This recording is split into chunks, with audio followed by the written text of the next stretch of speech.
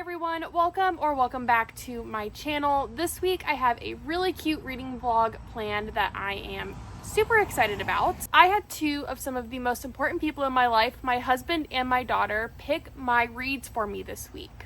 So let's go ahead and go over the TBR list for this week and see what we are going to be reading. The first book on our list is Water for Elephants by Sarah Gruen. So this book is about our main male character. He is actually a vet school student and he has tragedy strike, and then he ends up quitting vet school, he runs away, and he joins the circus. He has to learn how to survive in the circus, he has to learn their way of life and find a way to fit in within that community. I know it might be funny to say an 18-month-old picked out a book, but I'm telling you, she picked this out, and that is Chocolate Chip Cookie Murder by Joanne Fluke.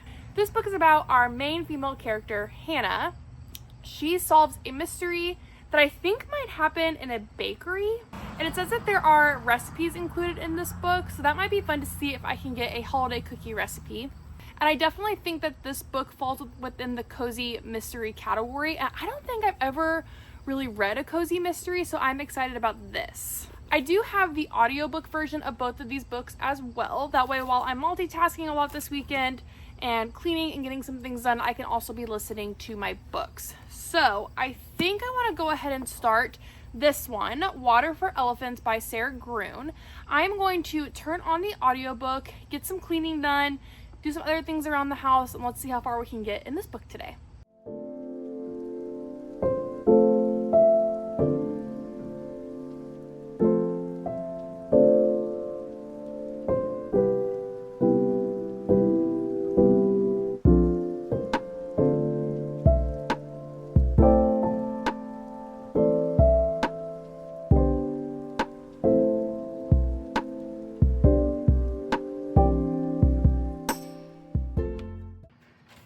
Everyone, just wanted to give a quick reading update on Water for Elephants. So I'm officially 35% of the way through this book, and I'm actually enjoying it a lot more than I thought I would.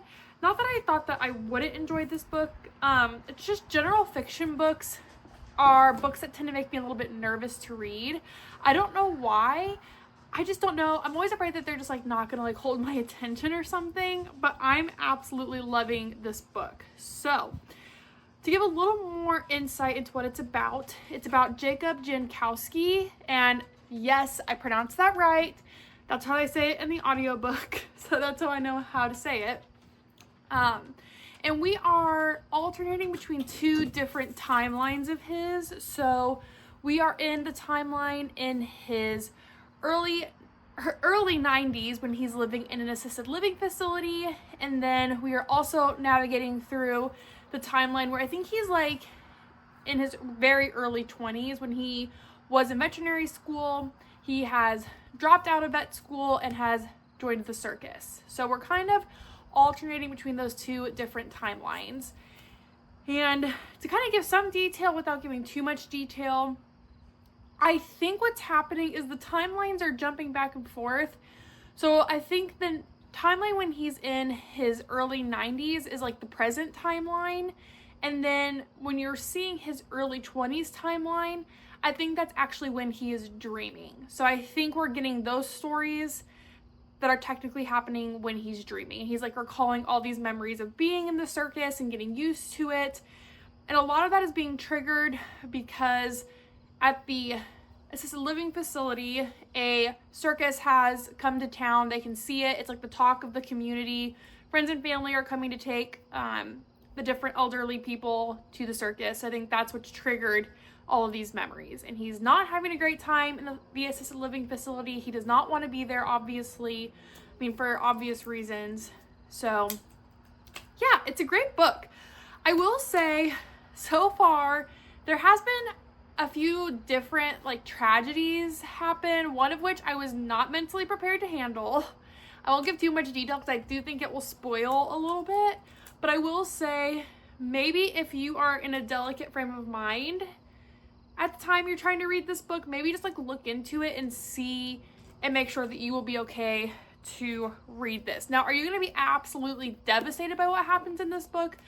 No, but I do think it could have potential to make you very sad. So Like I said, I think I am 35% of the way through this one, so I'm done cleaning for the day.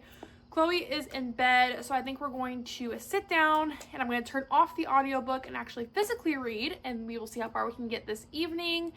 I'm not sure if I will give another reading update tonight. It might be tomorrow morning when you next see me, but I will update you guys. And yeah, this is a great book so far. Hey everyone, happy Sunday. I'm here with a quick reading update. It is like 5 o'clock in the evening. I wanted to check in a lot earlier with you guys today. It just didn't really work out. We're dealing with a sick child, which makes things a little extra difficult. You might see the door opening and closing back there because she might play with it. So anyways, yeah, so I finally was able to catch a free moment to do a quick reading update. I'm on chapter 14, so I'm a little over 50% of the way through Water for Elephants. I really just want to emphasize, if you are at all sensitive to animal abuse, that is I don't want to call it a major theme, but animal abuse is definitely very present in this book, and animals are seen as very disposable. They're seen as a business asset. I think what a lot of people see or think of when they think of negatively with animals and a circus, I think you can see a lot of those thoughts playing out in the circus industry in this book. So we've just gotten to the part where they now have an elephant named Rosie that has joined the circus. And she is supposed to be this like just completely uncontrollable. No one can get her to do what they want to do. But our main character, Jacob, just feels very bad for her and does seem to connect with her on a very soul level. I'm also finding that there is definitely a love triangle, or the start of a love triangle aspect playing out in this book. So the owner of the circus is married to one of the circus performers, and then Jacob Jankowski has started to really take an interest in this performer. She is the performer that really handles the horses and does do acts with the elephant. She does feel very bad for the animals and the treatment that they're receiving, but I definitely think she feels stuck between a rock and a hard place because she's married to the man who's dishing out a lot of the abuse. So I don't really think she knows how to go about handling or stopping those situations. So the chapter I just got out of, chapter 13, we were in Jacob Jankowski's timeline when he is in his 90s, and I feel really bad for him. I do think you see also maybe the darker side of assisted living and nursing homes playing out in this book. Jacob is dealing with a lot of thoughts and memories and a lot of depression and struggling with being in the situation that he's in now and not really knowing how or what a proper outlet for those emotions are, and he's taking it out on a lot of the other residents and a lot of the other staff. And instead of maybe just dealing with it and helping him learn how to properly handle those emotions, assisted living facility doctor is just dealing with it by giving him different sedatives and prescriptions to basically just knock him out and to make him, after he's done eating, he basically just goes to sleep. And I think a lot of people fear sending loved ones or themselves going to assisted living facilities with the worry that they won't receive the proper care or will feel just like, prescribed these drugs or given these prescriptions to make them go to sleep, so people don't really have to deal with them and their outbursts and their emotions. And I think you're seeing the dark sides of a lot of different industries playing out in this book. So I have to do some meal prep for this week. So while I'm doing that, I'm going to plug back into my audiobook, do my meal prep, and then we will do another update later.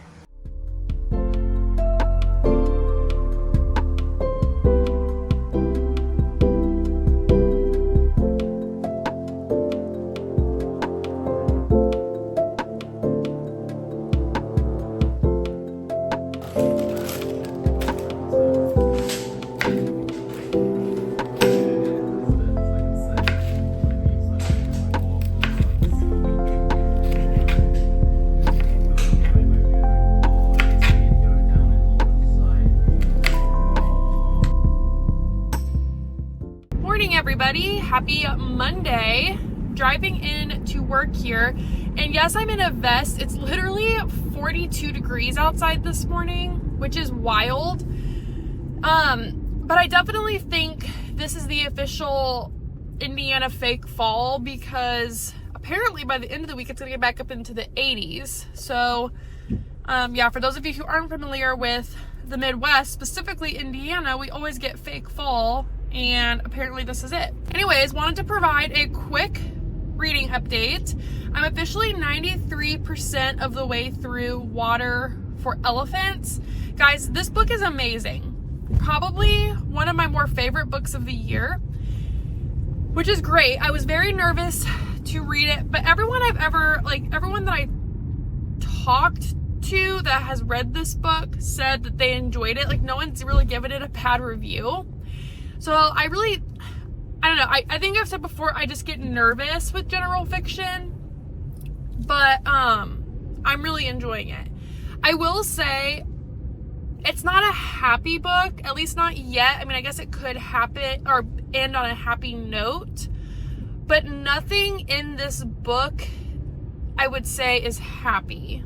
Now, I will counter that by saying you get a sense of feeling like people's debts were paid almost, in a way, or like they've gotten justice. That's where I was looking for. Like people have gotten justice for different situations, but there is just a lot of really sad things that happen in this book. So like I said, I would not recommend this book if you are in a sad frame of mind, or it's a book. I think you just got to be in the right headspace to read it, because there's animal abuse, there's physical abuse between couples. Like, there's just a lot happening. So if those are things that bother you, I would definitely look and make sure that this is something that you're going to be able to handle. Is it overly, it's not very descriptive, which I think helps.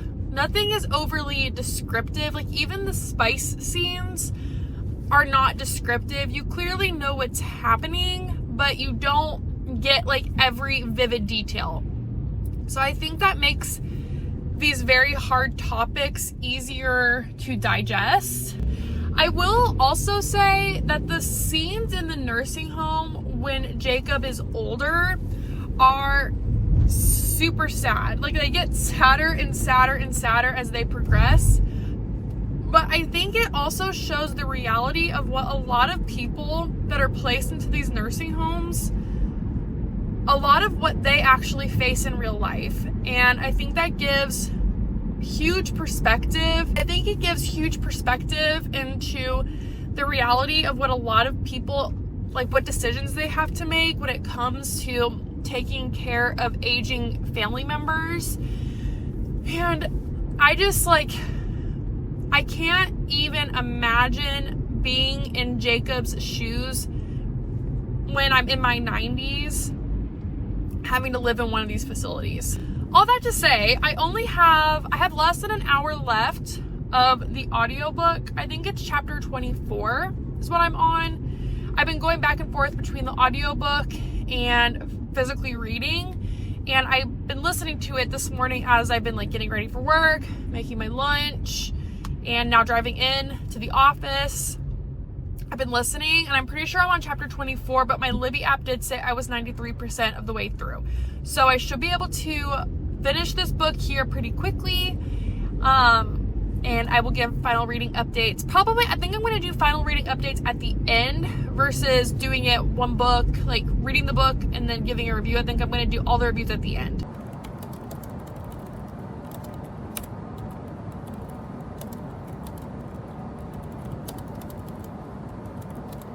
Hello, we are at the end of Monday. Thank goodness. Today was a long day. But on a bright side, I did finish Water for Elephants. And like I said earlier, I will give my review at the end of this video. But I have since started Chocolate Chip Cookie Murder Guys, okay, here's the problem sometimes with starting a new book solely on audio is you can't always really follow what's going on. And I am 9 chapters in and I have absolutely no clue what's happening. None. So, what can you do? We're gonna push through, and this evening I'm going to physically read. So if I have to, I guess I'll just have to go back and reread some, but we are going to physically read this evening, and we are going to knock out this book. So let's get home, see the husband and the kiddo, get settled, probably make some dinner, and then we will lock it. Does anyone else have random internal monologues, or is that just me? Because there's actually nobody waiting behind me to turn out of this lot.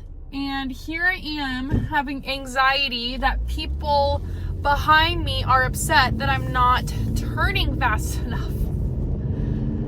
No one's back there, just me. But anyways, like I said, headed home. We will knock out the rest of our evening, and then we will physically read. So I will touch base with you later. All right, you guys, so it has come to that point in the video where we are going to do our wrap up and ratings for the books that my family picked out for me. So we read Water for Elephants and Chocolate Chip Cookie Murder in this video. So we'll go ahead and start with the first one, and that was Water for Elephants. This was the book that my husband picked out, and this was a 4 out of 5 star read. I really enjoyed this book. I almost said really enjoyed this video. I really enjoyed this book. I thought it explored a lot of really hard topics, and it really made you think a lot about a lot of difficulties that people face. I think I did emphasize enough about this to definitely check and make sure that you are prepared mentally to read this book. Although not graphic and does not go into extensive detail about the different events in this book, there are different topics that you might want to make sure you are mentally prepared for when reading this. But overall, a great book, and I would recommend anybody read this one. And then we read Chocolate Chip Cookie Murder. So I gave absolutely no reading updates on this book, minus when I first started, and I will say that this was unfortunately not one of my favorites. I mean, was it the worst book I've ever read? No, but was it one that I struggled to get through? Absolutely. And it could just be that the cozy mystery genre is just not for me, but then again, this is the first one I've ever read in that genre, so I'm not really sure. But this one, so there was a murder that happened in this community, and basically Hannah is going around trying to solve this murder, and different goofy little things happen here and there, and they reference a lot of different, like, I think that there was a conference called the Butter Makers Conference or something. Like, it's just kind of a goofy book. Wasn't my favorite overall, unfortunately, and that's really all I can say about it. And I gave this book a 2 out of 5 stars. I pretty much solely keep a 1 out of 5 star for the books that I really like, DNF level, or really just like had to force myself to read. This book did not quite reach that level. It wasn't to the point where I wanted to DNF, but it definitely wasn't one that I was like excited to read, unfortunately, but that's okay. So this one, not my favorite, but if you like cozy mysteries, maybe you would like it more than I did. And that will be it for this week's video. Thank you guys so much for hanging out with me this week. If you would, I would really love if you would consider liking and subscribing to my channel. We are slowly growing this corner of the internet, and I'm really excited about that. I do have some really fun videos currently in the works for fall, and then I am also working on a very large project with a few other creators that I think is going to be really fun, but that video probably won't be out for several weeks, but it's something I'm having a lot of fun doing. And until next time, you guys have a great rest of your week. I will see you next time and talk to you later. Bye.